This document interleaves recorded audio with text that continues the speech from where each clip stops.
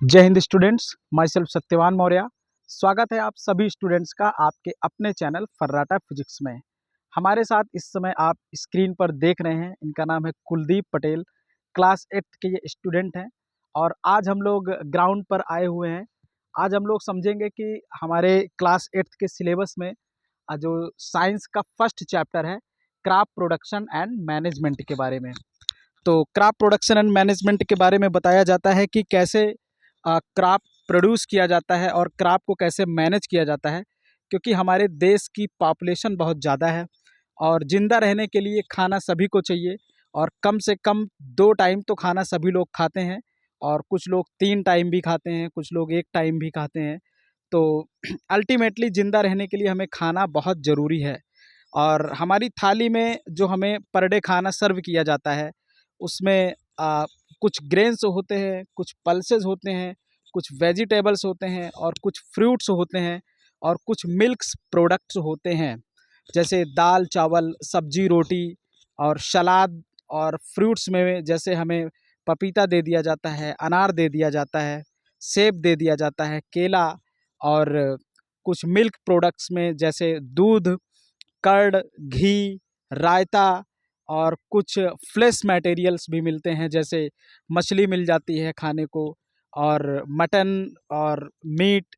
ऐसी तमाम चीज़ें हम अपने खाने में यूज़ करते हैं। लेकिन क्वेश्चन उठता है कि हमारी थाली में जो खाना आता है वो क्या जैसे हम लोग खाते हैं इसी तरह से डायरेक्ट कहीं से आता है या फिर हमें हमारी थाली में खाना प्रोसेस्ड होकर आता है।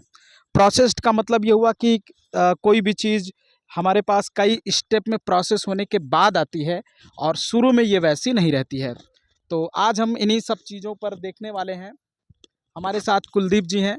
कुलदीप जी, आप मुझे बताएं कि हमारी थाली में जो खाना आता है क्या वो वैसे डायरेक्ट ही कहीं से होकर आता है? नहीं, ज नहीं, हाँ, वो काफ़ी तरीके के प्रोसेस होते हैं, काफ़ी मेथड होते हैं। हाँ। फार्मर काफ़ी हार्ड वर्क करते हैं तब जाके हमारे प्लेट में 1 प्लेट खाना आ पाता है। अच्छा, तो इनका कहना ये है कि जो हमारे पास खाना आता है वो डायरेक्ट नहीं आता है। दरअसल वो सबसे पहले फसल के रूप में होता है, फिर उसको जो है पकाया जाता है और खाने के योग्य बनाया जाता है।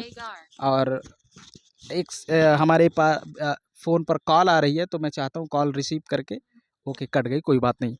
तो कुलदीप जी, आप मुझे बताएं कि अगर फसल है तो फसल कितने टाइप्स की होती है? फसल 3 तरीके की होती हैं।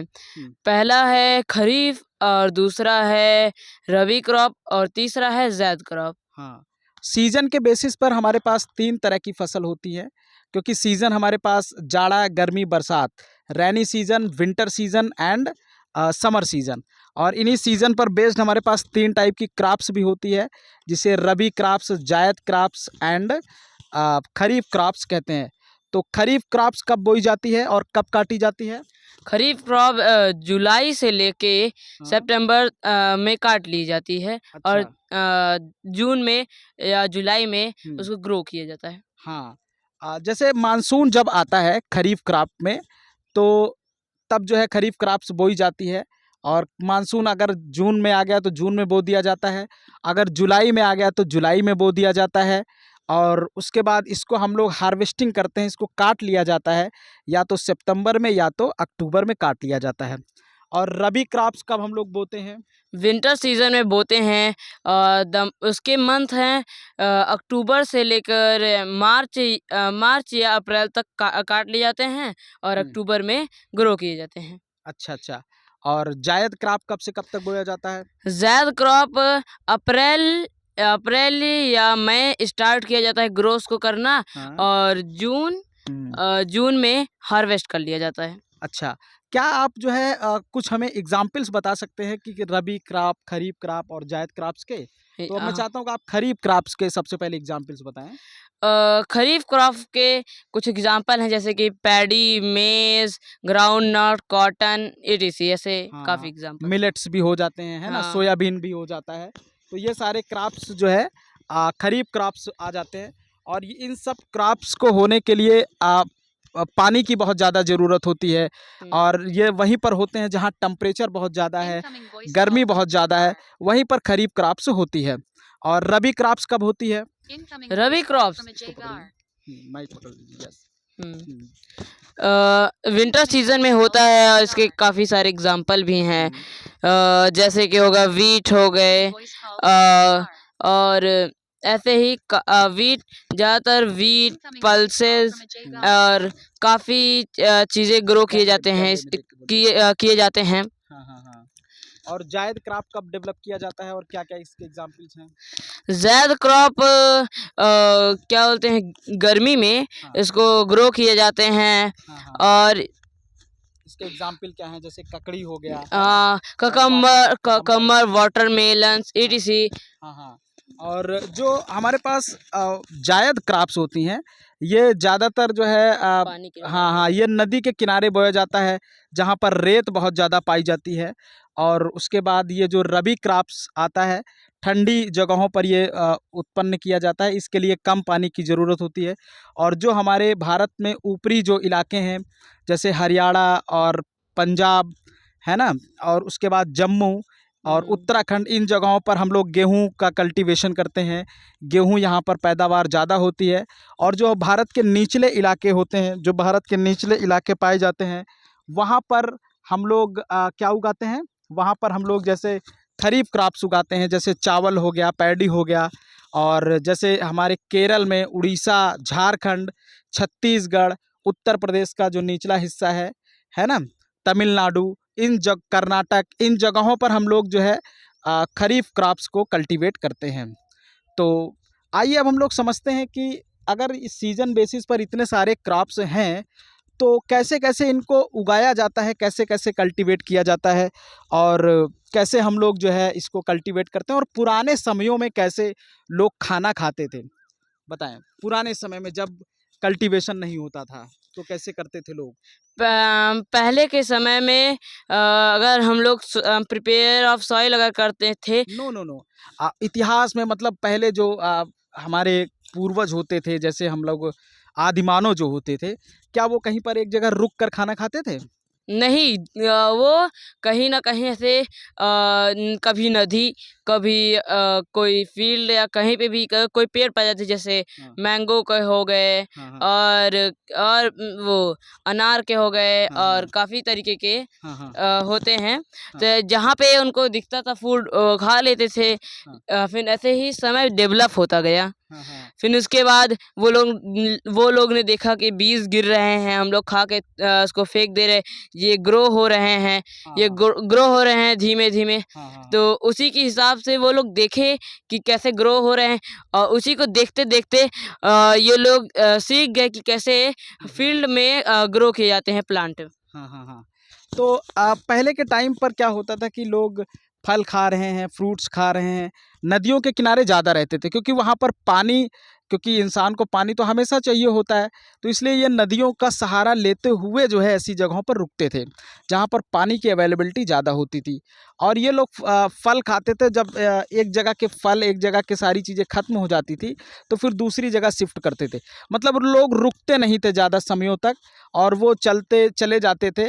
और लेकिन फिर बीच में ऐसा समय आया जब जो है लोगों ने देखा कि भाई हम कोई चीज़ फेंक दे रहे हैं तो वहाँ से कुछ निकल आ रहा है, और एक पेड़ जैसा स्ट्रक्चर ले ले रहा है। जो हम बीज खा के फेंक देते हैं वो पेड़ बन जा रहा है। तो लोगों ने सोचा कि इसका मतलब हम कुछ ज़मीन में बो देते हैं तो वो पेड़ बन जा रहा है, और पेड़ से बहुत सारी चीज़ें फिर एक जैसी निकल रही हैं, फिर बहुत सारे फल निकल जा रहे हैं। मतलब एक फल से बहुत सारे फल निकल रहे हैं। तो फिर लोगों ने धीरे धीरे क्रॉप उगाना सीखा, और उसके बाद फसल उगाना सीखा। आपको बता दें कि फसल किसको कहते हैं, सबसे पहले तो यही समझना बहुत ज़रूरी है। तो फसल किसको कहते हैं, कुलदीप जी बताएं।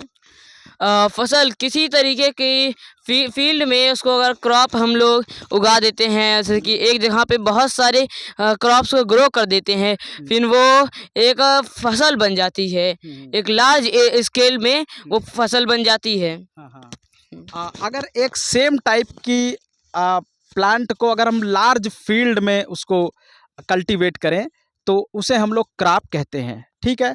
और अब हम लोग ये देखेंगे कि क्रॉप आखिर कैसे कल्टीवेट किया जाता है, कैसे डेवलप किया जाता है, और हमारे किसान कैसे जो है क्रॉप को कल्टीवेट करते हैं।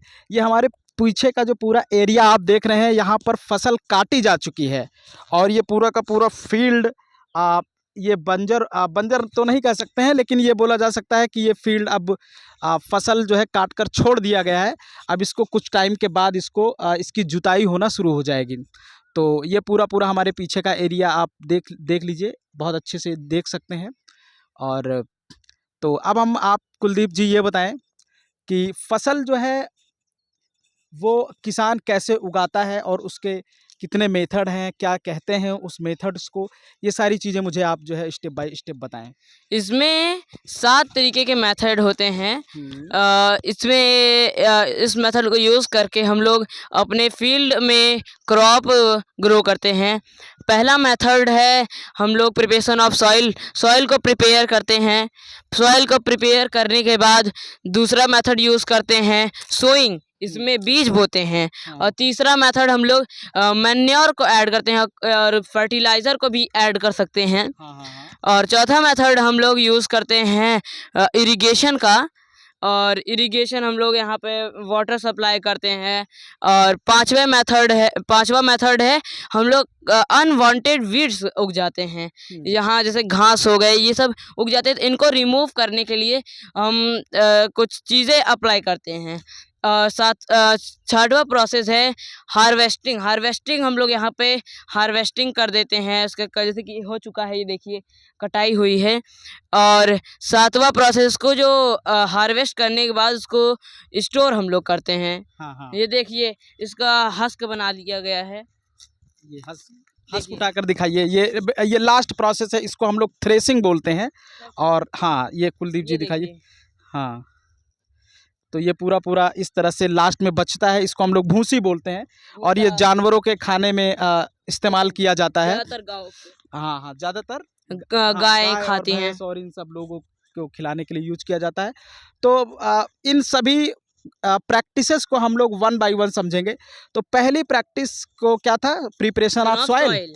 तो प्रिपरेशन ऑफ सॉइल में क्या होता है, कैसे हम लोग सॉइल को प्रिपेयर करते हैं और क्या फ़ायदा होता है सॉइल को जैसे अभी खेत आप देख रहे हैं, तो क्या इसमें हम ऐसे बीज लाएं, ऐसे फेंक दें तो क्या पेड़ उग जाएगा कुलदीप जी? नहीं, ऐसे अच्छा। काफ़ी मेथड करने पड़ेंगे तभी तो होगा। पहले प्रिपरेशन ऑफ सॉइल करेंगे हम लोग। अच्छा, प्रिपरेशन ऑफ सॉइल में क्या स्टेप्स होते हैं, क्या फॉलो करते हैं, जरा उसको आप सभी को बताइए। प्रिपरेशन ऑफ सॉइल में हम लोग जो कैमरे में देखते रहे बराबर। हाँ, मिट्टी होती है, जो मिट्टी है इसको हम लोग सबसे पहले जुताई करते हैं। पहले के समय में प्लफिंग यूज होती थी, जो बुल्क लॉक्स होते थे, जैसे कि ये ऑक्स बोल सकते हैं। ऑक्स के पीछे हल लगा दिया जाता था और वो ऐसे जाते थे और पूरा यहाँ पे जुताई होती थी। और अब के समय में कल्टीवेटर आ गया है, और कल्टीवेटर कम समय में हम लोग पूरे 1 बीघा को काफ़ी कम समय में कवर कर सकते हैं। और ऐसे ही जो ये है, इसी तरीके से ज़्यादातर कल्टीवेटर का अब यूज़ होने लगा है, क्योंकि अब मॉडर्न टाइम आ गया है। तो ये बताइए कि ऐसा क्या हो जाता है मिट्टी में, हमें जुताई की ज़रूरत क्यों पड़ती है, उसको क्यों हम लोग जुताई करते हैं, ऐसा मिट्टी में क्या हो जाता है, बताइए। ये हम लोग पहले जो क्रॉप्स हम लोग ग्रो किए रहते हैं, वो जो ऊपर की सतह की मिट्टी जो होती है, उसके सारे न्यूट्रिशन एब्जॉर्ब कर लेते हैं। और उसमें न्यूट्रिशन रहता नहीं है, तो जो हम लोग नए क्रॉप लगाएंगे तो ऐसे ग्रो कर नहीं जाएगा। तो उसको जुताई करते हैं कल्टीवेटर या प्लफिंग के द्वारा। हम लोग जब जुताई कर देते हैं तो उसमें से जो निचली हिस्सा है वो ऊपर आता है और ऊपर वाला हिस्सा नीचे चला जाता है और मिक्स हो जाता है। इसकी वजह से जो न्यूट्रिशन होते हैं वो ऊपर आ जाते हैं और प्लांट के लिए बहुत ज़्यादा फायदे करते हैं। बहुत अच्छे। अच्छा, इसमें जो है एक चीज़ और भी होता है कुलदीप जी, जैसे अगर हम उसको प्लफिंग करते हैं तो सॉइल अच्छी तरह से मिक्स हो जाती है और सॉइल सॉफ्ट भी हो जाती है। और जो बड़े बड़े भुरभुरी हो जाती है, और जो बड़े बड़े सॉइल के ढेले बन जाते हैं वो सब छोटे छोटे हो जाते हैं। और दूसरा, सॉइल जब अच्छे से मिक्स हो जाती है तो उसमें एक तरह से जो है गैप भी बन जाता है, उसमें एयर भी नीचे तक जा सकती है और वाटर स्टोर करने की कैपेबिलिटीज़ भी बन जाती है, और रूट को फैलने की जगह मिल जाती है, रूट को जो है नीचे जाने का स्पेस भी मिल जाता है। जो पौधे के जड़ होते हैं वो ताकि आसानी से मिट्टी में नीचे तक जा सकते हैं। तो इस वजह से जो है हम लोगों को ज़रूरत पड़ती है सॉइल को प्रिपेयर करने की, हमारी सॉइल ताकि सॉफ्ट हो सके, भुरभुरी हो सके। और एक चीज़ उसमें जो है, जो छोटे छोटे जीव जंतु जैसे केचुआ पाया जाता है और भी जो छोटे क्रिएचर्स होते हैं, वो ताकि अच्छे से उसमें जो है रह सकें। और केचुआ हमारा मित्र होता है कुलदीप। और हाँ, उसके बाद जो है, अगर केचुआ रहेगा तो हमारा फसल, हमारी मिट्टी और ज़्यादा जो है वो अच्छी हो जाएगी। अच्छी हो जाएगी और ज़्यादा भुरभुरी हो जाएगी। इसलिए आप सबसे रिक्वेस्ट है कि केचुआ जो खेत में पाया जाता है वो हमारा मित्र होता है, उसको जो है हमें जितना ज़्यादा बचाना चाहिए, हम लोग बचा सकते हैं उतना ज़्यादा हमें बचाना चाहिए। तो चलिए, एक प्रोसेस तो मान लीजिए हो गया कि प्रिपरेशन ऑफ सॉइल हम लोगों ने कर लिया, सॉइल को कैसे प्रिपेयर किया जाता है। और अब अगला जो हमारे पास मेथड है वो मान लीजिए सॉइल हमारा हो गया और हमारा खेत जो है अच्छे से तैयार हो गया, तो अब अगला उसमें क्या करेंगे हम लोग? हम लोग सोइंग करेंगे, हाँ, सोइंग। उसको जो सीड्स होते हैं हम लोग हाँ, बाजार से लेके आते हैं, हाँ, हाँ, उसको हम लोग इसमें सोइंग कर देते हैं, जिसकी वजह से प्लांट ग्रो करते हैं। हाँ, हाँ, और पहले के समय में ज़्यादातर ये ऐसे हाथ से ऐसे हाथ में लेके हाँ, ऐसे फेंके जाते थे, जिसकी वजह से पूरी मिट्टी में हम्म, यहाँ फैल जाते थे। हाँ, हाँ, लेकिन ये मेथड सही नहीं है। हाँ, इसकी वजह से जो स्पेस होते हैं, हाँ, स्पेस नहीं मिल पाता है, हाँ, कहीं ज़्यादा कहीं कम ऐसे हाँ, हाँ, उगते हैं पेड़। हाँ। अब के समय अच्छा, में एक चीज़ है, हाँ, जैसे जैसे जो बीज हम लोग बोएंगे, जो सीड्स हम लोग मार्केट से खरीदेंगे, उसको कैसे चेक करेंगे कि ये सही है कि बीज खराब है?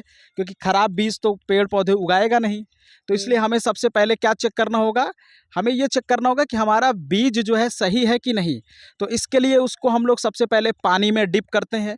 ऐसे बीज जो पानी में डूब जाते हैं, जो सिंक हो जाते हैं, वो इसका मतलब वो बीज अच्छे हैं। हैं। उन्हीं बीज को हम लोग सेलेक्ट करेंगे अपने इसमें सोइंग प्रोसेस में। जो बीज ऊपर तैरने लग जाते हैं, इसका मतलब वो डिफेक्टेड हैं, वो डैमेज्ड हैं, और उनको हम लोग नहीं यूज़ करेंगे बोने में। और इसका मतलब उस बीज के अंदर एयर पाया गया है, एयर की वजह से वो बीज हमारे लिए डैमेज्ड है। ठीक है? तो जैसा कि आपने कहा कि हम सबसे पहले बीज क्या करेंगे, उसको ऐसे, मतलब पहले के टाइम पर क्या होता था कि बीज ऐसे हाथ से बो दिया बो जाता था। दिया जाता था। तो बिल्कुल रैंडम तरीके से, जैसे आप ये छोटा-सा लीजिए, इसको एक बार दिखाइए कैसे बोते थे? हाँ, देखिए एक बार ऐसे अच्छे अच्छे लिए हैं, ऐसे लिए हैं। कैसे कैसे हाँ, बताइए कैसे? देखिए हम लोग ऐसे हाथ में लेते थे और लोग ऐसे ऐसे ऐसे फेंक देते थे, जिसकी वजह से यहाँ पर कहीं बीज चले जाते थे कहीं और ज़्यादा। कहीं ज़्यादा कहीं कम ऐसे हो जाते थे, हाँ, और ऐसा हम लोग को नहीं करना चाहिए अब के हाँ। समय।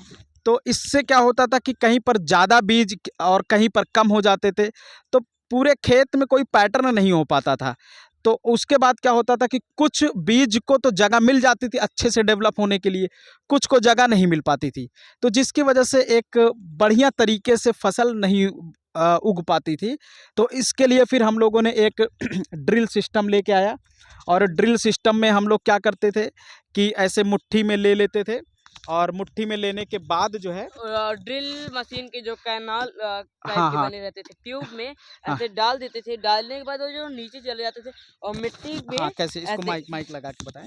देखिए हाँ, ये ऐसे हम लोग ऐसे डाल दिए तो वो ऐसे नीचे जाता था और ये मिट्टी के अंदर जाकर वो हाँ, हाँ, फिट हो जाता था और ऐसे अपना स्पेस बनाकर हाँ, हाँ, हो जाता था और अच्छा। सो हो जाता उसी में। अच्छा, आजकल तो अब मॉडर्न में सीड ड्रिल मशीन भी आ गई है। और सीड ड्रिल मशीन में क्या होता है कि ट्रैक्टर का जो कल्टीवेटर होता है, जिससे हम लोग जुताई करते हैं, जिससे सॉइल प्रिपरेशन होता है, उसके पीछे कैप बना होता है, और कैप से वो अंदर मिट्टी के, उसका जो पाइप होता है वो मिट्टी के अंदर रहता है। तो हम जैसे जैसे उसमें जो है ऐसे मुट्ठी से डालते जाते हैं, तो नीचे वो सॉइल में बराबर तरीके से ऐसे सीड जो है डिस्ट्रीब्यूट होता चला जाता है।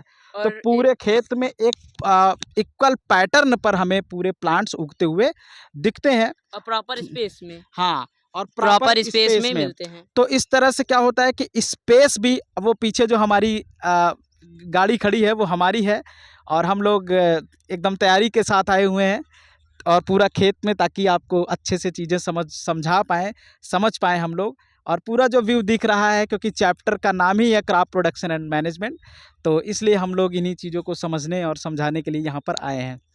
तो हम बात कर रहे थे कि, तो इस तरह से हमारा जो खेत है वो बहुत अच्छा क्रॉप दे पाता है, सभी बीज को मौका मिल पाता है डेवलप होने का। ठीक है, तो चलिए अब हम सॉइल प्रिपेयर भी कर लिए और उसके बाद सीड ड्रिल के थ्रू हमने बुआई भी कर दिया। अब अगला काम हम लोग क्या करेंगे कुलदीप जी, चला ये बताइए, what is the third process that we use for the hmm cultivation? लोग मैन्योर को ऐड करेंगे या फर्टिलाइजर को इसमें ऐड कर देंगे। हाँ हाँ, तो मैन्योर क्या होता है सबसे पहले ये बताइए, और फर्टिलाइजर क्या होता है ये बताइए।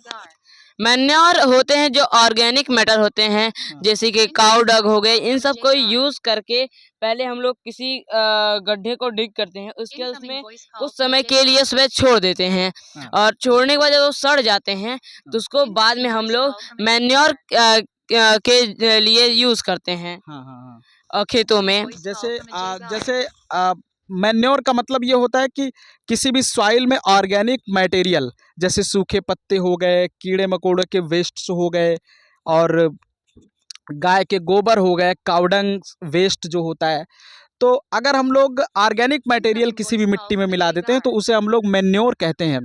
और आपने देखा होगा कि गांव में घूर इकट्ठा किया जाता है, तो जैसे ही गाय के गोबर निकलते हैं तो उनको एक गड्ढे में बहुत सारे गाय के गोबर को डाल दिया जाता है, और जब वो फर्मेंटेट हो जाता है, जब वो सड़ जाता है, तो उसको इकट्ठा ट्रॉली की हेल्प से खेत में लाया जाता है और पूरे खेत में उसको छिड़का जाता है।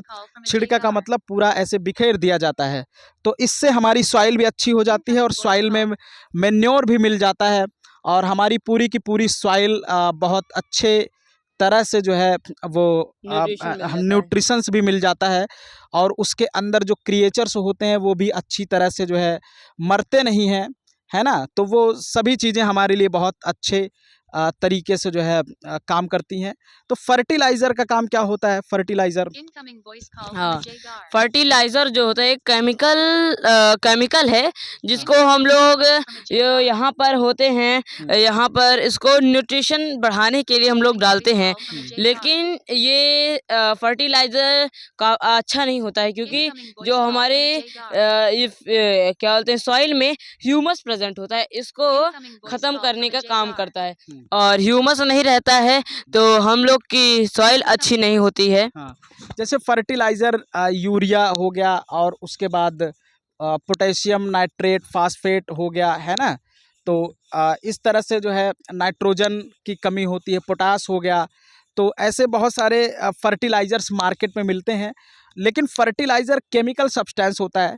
फर्टिलाइज़र जैसे सॉइल में अगर हमारे न्यूट्रिशंस ख़त्म हो जाते हैं तो फर्टिलाइज़र हम लोग इसमें छिड़क देते हैं। जो न्यूट्रिशन सॉइल में कम होता है, सबसे पहले हम उस उतने मिट्टी के सैंपल को अपने लैब में भेजते हैं। लैब में साइंटिस्ट हमें बताते हैं कि इस मिट्टी में कौन से न्यूट्रिशंस की कमी है, और जिस न्यूट्रिशन की कमी होती है उसी तरह से हम लोग फर्टिलाइज़र यूज़ करते हैं। अगर नाइट्रोजन की कमी है तो हम लोग नाइट्रोजन से रिलेटेड फर्टिलाइज़र यूज़ करेंगे। पोटेशियम की कमी है तो पोटास जैसे, और यूरिया की कमी है तो यूरिया हम लोग यूज़ करते हैं। तो इसी तरह से तरह तरह के फर्टिलाइज़र हम लोग यूज़ करते हैं।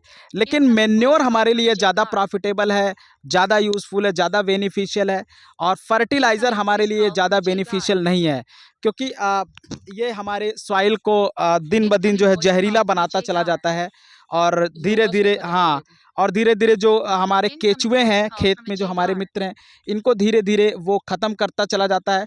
तो इस तरह से हमारी यील्डिंग पर धीरे धीरे इफ़ेक्ट पड़ने लगता है, और अल्टीमेटली हम एक अच्छा क्रॉप नहीं खाते हैं।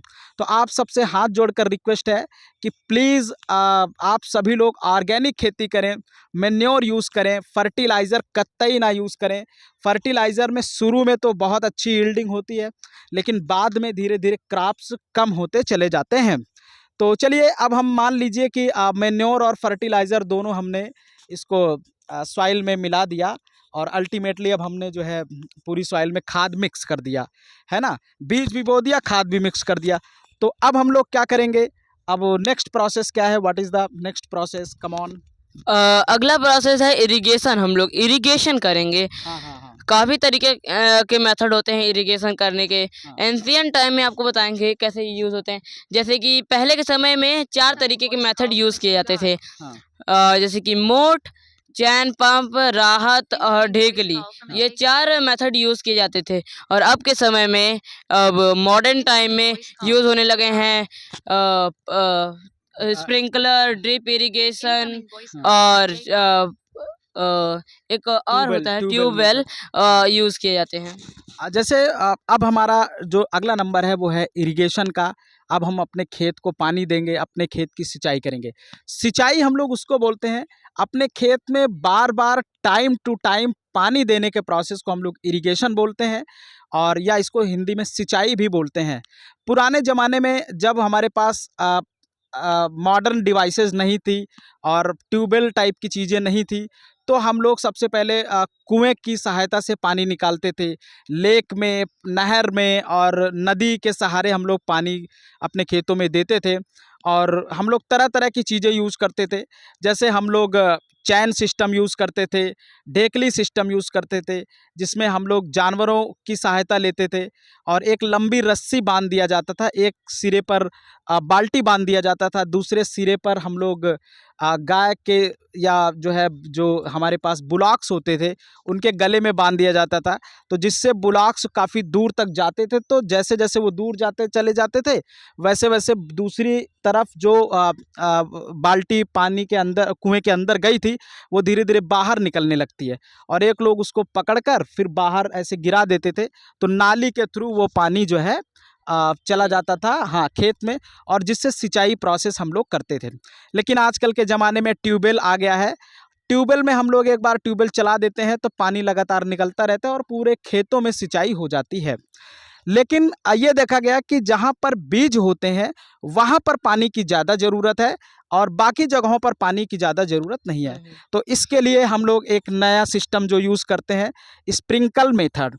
स्प्रिंकल मेथड में पानी पाइप का पूरा एक जाल होता है, और उस पर जो है ऊपर की तरफ टोटी लगी होती है, और वो लगातार ऐसे ऐसे घूमता रहता है। हाँ, तो फुहारे मारता रहता है, तो फुहारे से जो है पूरे खेत की सिंचाई हो जाती है। और उसके बाद अगला जो हमारे पास है वो ड्रिप सिस्टम है। ड्रिप्स मेथड ऑफ इरिगेशन में वहीं पर केवल पानी दिया जाता है जहाँ पर बीज होता है, जहाँ पर प्लांट्स होते हैं। तो जब इस तरह से सिंचाई कर दिया जाता है, कुछ टाइम के बाद फिर इंतज़ार किया जाता है, तो फसल के जो पेड़ पौधे होते हैं वो धीरे धीरे बड़े होने लगते हैं। लेकिन उन पेड़ पौधों के साथ बहुत सारे खरपतवार और उसमें अनवांटेड एंड अनडिजायरस प्लांट्स भी उग जाते हैं, और फिर इन्हीं अनवांटेड प्लांट्स, अनडिजायरस प्लांट्स को ही हम लोग क्या बोलते हैं, वीड्स बोलते हैं। तो इन वीड्स को अब हम लोग कैसे निकालेंगे? या तो हम लोग हाथ से उसको निकाल लेते हैं, या हम लोग हाथ से निकाल देते हैं, या खुरपी से यूज़ किए जाते हैं, और या हम लोग केमिकल यूज़ करते हैं, जिससे वो वीड्स हट जाएं। हाँ, और जिससे वो वीड्स हट जाए। केमिकल इस तरह से होता है कि वो जो हमारे क्रॉप्स होते हैं उनको नुकसान नहीं पहुंचाता है, लेकिन जो वीड्स होते हैं उनको नुकसान पहुंचा देता है। तो जिसकी वजह से फिर से हम लोग एक केमिकल छिड़क देते हैं, लेकिन ये केमिकल हमारे लिए नुकसानदायक होता है। जिस समय इसको छिड़काया जाता है क्रॉप्स पर, उस समय हम लोग अपने नाक पर कपड़े बांध लेते हैं, है ना, आँख पर भी अपने कपड़े बांध लेते हैं। तो बहुत सावधानी के साथ हम लोग इस केमिकल को छिड़कते हैं, और इस केमिकल को छिड़क कर वीड से हटाने के प्रोसेस को हम लोग वीडिसाइड्स बोलते हैं, है ना। तो इस तरह से अब हम फिर से अपने खेत को एक बार साफ़ कर चुके हैं, और इंतज़ार करते हैं, हमारी फसल तैयार होती है, उसमें खरपतवार भी हम लोग हटा देते हैं, और फिर उसके बाद अब नंबर आता है फसल को काटने का। और फसल को काटने का जो आता है, तो हम लोग सिकल का यूज़ करते हैं, जिसे हम लोग क्या बोलते हैं, हंसिया, इंग्लिश में सिकल बोलते हैं। तो हाथ से उसको कैसे करते हैं, मैं चाहूँगा कि आप एक बार छोटा सा यहीं प्रैक्टिकल करके बताएं। ये हमारे पास, हाँ, इसी पेड़ को बताइए कैसे हम लोग, हाँ, ये एक देखिए, इसको लगा लो, हाँ, इसको लगा के बताओ, हाँ, हाँ, देखिए, ये ऐसे सिकल एक मुड़ा हुआ रहता है, इसे मुड़ा रहता है, और हम लोग अगर इसको पकड़ते हैं और ऐसे ऐसे काटते काटते चले जाते हैं, इसको हर जगह काटते हैं, जैसे कि हार्वेस्ट हो चुका है, उसी के मेथड से हम लोग काट चुके हैं। हाँ, तो सिकल से हम लोग अपने लेफ्ट हैंड से फसल को पकड़ते हैं, राइट हैंड से हंसिया चलाते चले जाते हैं, फसल हमारी कटती चली जाती है। तो इस तरह से पहले के ज़माने में कटाई होती थी, आज भी होती है लेकिन अब जो है हार्वेस्टिंग मशीनें आ गई हैं। तो हार्वेस्टिंग मशीन में क्या होता है कि फसल को काटा जाता है और जब फसल कट जाती है तो फसल से अनाज निकाला जाता है। तो फसल से ग्रेन्स निकालने के प्रोसेस को हम लोग क्या बोलते हैं? थ्रेसिंग। थ्रेसिंग। तो थ्रेसिंग मशीन आती है।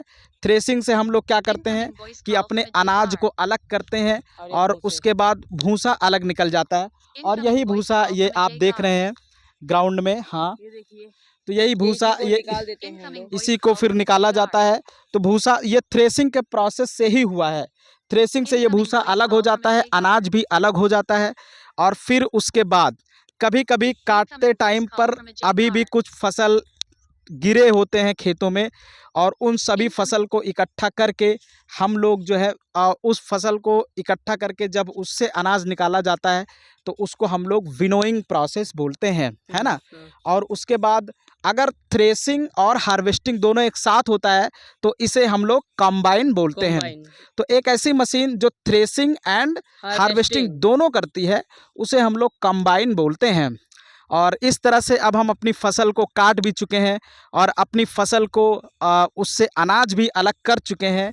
और अब हमारा अगला नंबर है फसल को स्टोर करने का। तो फसल को अब हम लोग कैसे स्टोर करेंगे, क्योंकि हमारी फसल जो होती है उसको स्टोर करने के लिए सबसे पहले, क्योंकि फसल है तो उसमें थोड़ी बहुत नमी पाई जाती है और फसल में नमी होने के कारण ये बहुत सारे लोग हमारे पास आ रहे हैं और ये सब अपने जानवर को चरा रहे हैं। आप पीछे ग्राउंड में देख सकते हैं, है ना। तो इस तरह से बहुत सारे गांव के लोग हमारे साथ हैं। साथ का मतलब कि आने वाले हैं।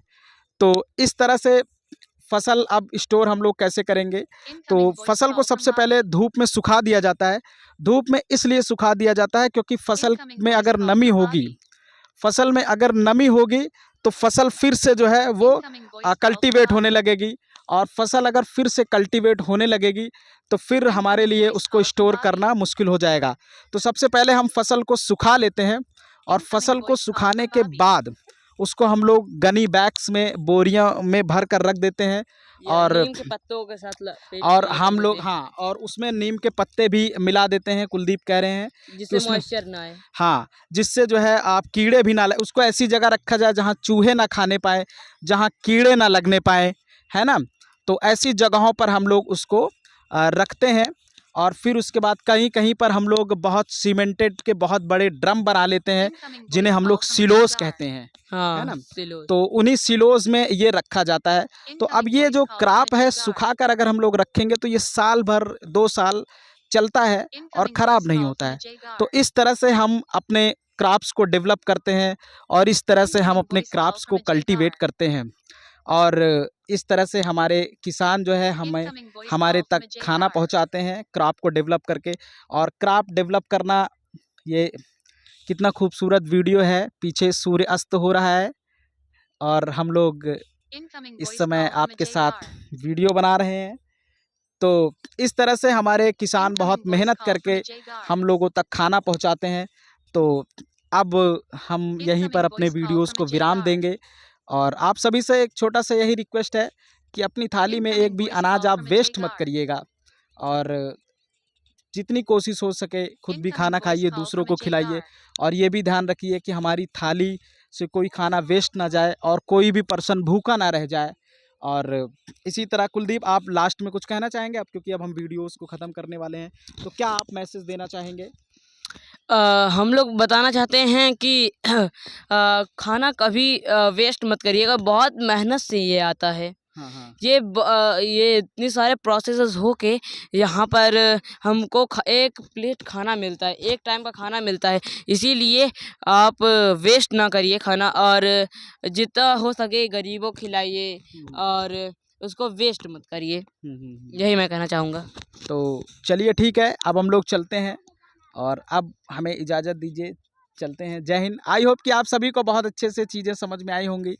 तो जय Hind and thank you for join me, thank you for watching me and thank you for supporting me. Thanks a lot, thank you.